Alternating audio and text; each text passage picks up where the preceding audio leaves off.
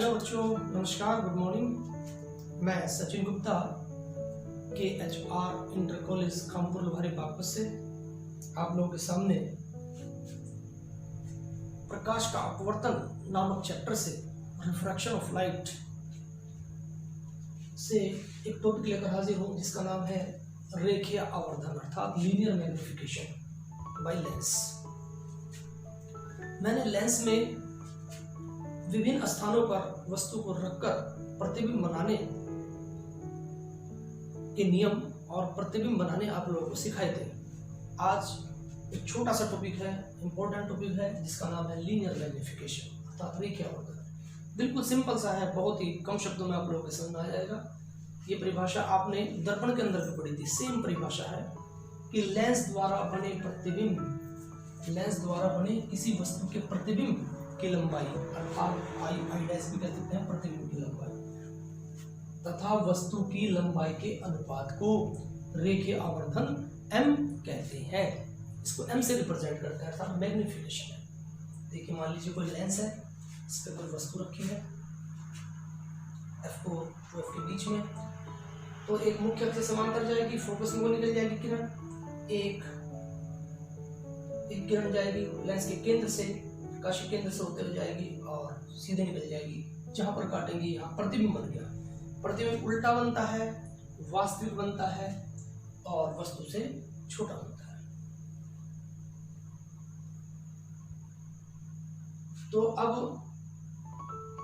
इसके अंदर OC दो त्रिभुज है, OC एक तो त्रिभुज ले लिया हमने OC और एक त्रिभुज ले लिया I और C।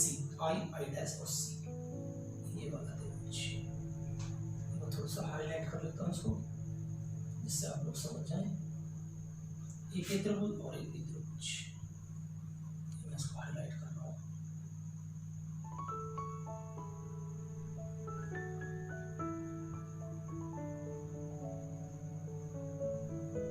ये वाला त्रिभुज, ये दोनों त्रिभुज आप ध्यान देंगे ये समकोणीय है अर्थात समरूप त्रिभुज है। वही समरूप त्रिभुज के जो गुण आपने मैथमेटिक्स के अंदर पढ़े हैं वही गुण इसके अंदर लगना है कि समरूप त्रिभुज के अंदर संगत भुजाओं का अनुपात सदैव बराबर होता है। इसकी संगत भुजाओं का अनुपात बराबर होता है अर्थात वस्तु की प्रतिबिंब की लंबाई आई डैश बटे वस्तु की लंबाई बराबर लेंस से प्रतिबिंब की दूरी IC और लेंस से वस्तु की दूरी OC, ये बराबर होगी। समीकरण नंबर 2।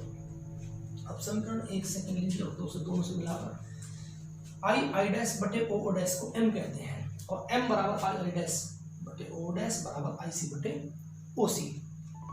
I डैश को हम प्रतिबिंब कहते हैं, I इमेज, और O डैश को हम कहते हैं ऑब्जेक्ट वस्तु बराबर IC है लेंस से प्रतिबिंब की दूरी को कहते हैं V, ये आप लोग पढ़ चुके हैं पहले भी, और लेंस से वस्तु के बीच की दूरी को कहते हैं हम U, यहाँ से यहाँ तक की दूरी है तो V बटे U।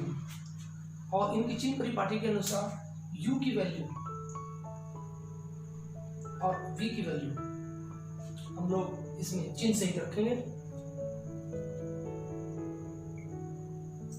तो इसका यही फॉर्मूला आएगा m बराबर I बटे O बराबर V बटे U, और यही फॉर्मूला दर्पण के अंदर है I बटे O बराबर माइनस V बटे U। दर्पण में और इसमें केवल एक ही अंतर है, उसके अंदर माइनस चिन्ह लगता है और इसके अंदर प्लस का चिन्ह लगता है, क्योंकि इसके जो माइनस के चिन्ह में आपस में कट जाते हैं, क्योंकि V हमारा प्लस का है, U माइनस का है, और O डैश प्लस का है और ये माइनस का है, इसलिए दोनों कट जाते हैं। इसलिए हमारा सूत्र जो है प्लस का आता है, दोनों में I माइनस के चिन्ह दोनों कट जाते हैं। जब भी हम कोई न्यूमेरिकल करेंगे तो न्यूमेरिकल में हमें चिन्ह सहित इसकी वैल्यू रखनी पड़ेगी और अपना न्यूमेरिकल कर लेंगे। तो ये आपका हो गया लीनियर मैग्निफिकेशन, इसमें कोई बड़ी बात नहीं है। m बराबर I बटे O बराबर V बटे U, ये लेंस के लिए है, और दर्पण के लिए है m बराबर I बटे O बराबर माइनस V बटे U। एक छोटा सा टॉपिक और है, लेंस की अक्षमता अर्थात पावर। कोई लेंस किसी प्रकाश की किरण को कितना ज्यादा मोड़ता है या कितना कम मोड़ता है, कितना आवर्धित करता है, उसको कहते हैं लेंस की क्षमता। कोई लेंस यदि किरण को ज्यादा मोड़ेगा तो इसका मतलब वो ज्यादा ज्यादा आवर्धन क्षमता का लेंस है, यदि कम मुड़ेगा तो वो अर्थात कम आवर्धन क्षमता का लेंस है। तो लेंस की आवर्धन क्षमता उसकी फोकस दूरी के ऊपर डिपेंड करती है। जितना मोटा लेंस होगा उसकी फोकस दूरी उतनी कम होगी, क्योंकि मोटा लेंस आप देखेंगे कि इसकी फोकस दूरी कम होगी क्योंकि छोटे गोले से बना है, और जब छोटे गोले से बना है तो इसकी वक्रता त्रिज्या भी कम होगी, इनकी फोकस दूरी भी कम होगी। और जो पतला लेंस होगा ये अपने ऊपर पड़ने वाली प्रकाश की किरणों को ज्यादा मोड़ देता है, तो इसकी आवर्धन क्षमता ज्यादा होती है मोटे लेंस की। और जो पतला लेंस होता है उसकी आवर्धन क्षमता कम होती है, क्योंकि वो अपने ऊपर पड़ने वाली प्रकाश की किरणों को मोड़ता तो है लेकिन थोड़ा दूरी पर जाकर मोड़ता है, क्योंकि उसकी फोकस दूरी बड़ी है तो दूरी पर जाकर मुड़ेगा। तो इसने पतले लेंस ने ज्यादा मोड़ा और ये मोटे लेंस ने ज्यादा मोड़ा, और पतले लेंस ने प्रकाश की किरणों को कम मोड़ा। इसलिए इनकी आवर्धन क्षमता इनके पतलेपन और इनके मोटेपन के ऊपर डिपेंड करता है। लेंस का पतलापन अर्थात लेंस की फोकस दूरी का बड़ा होना, और लेंस का मोटापन होना इसका मतलब है लेंस की फोकस दूरी का कम होना। तो सीधी सी बात है, यदि लेंस की फोकस दूरी कम होगी तो आवर्धन क्षमता अधिक होगी, और लेंस की फोकस दूरी यदि बड़ी होगी तो उसकी आवर्धन क्षमता कम होगी। तो सीधी सी बात है, किसी लेंस की क्षमता अर्थात P उसकी फोकस दूरी के प्रतिलोम के बराबर होती है, उल्टे के बराबर होती है। तो अक्षमता बराबर 1 बटा फोकस दूरी, और इसको P बराबर 1 बटा F से भी रिप्रेजेंट करते हैं। P बराबर 1 बटा F। इसका जो मात्रक है वो है डायोप्टर है, इसको डायोप्टर से निरूपित करते हैं।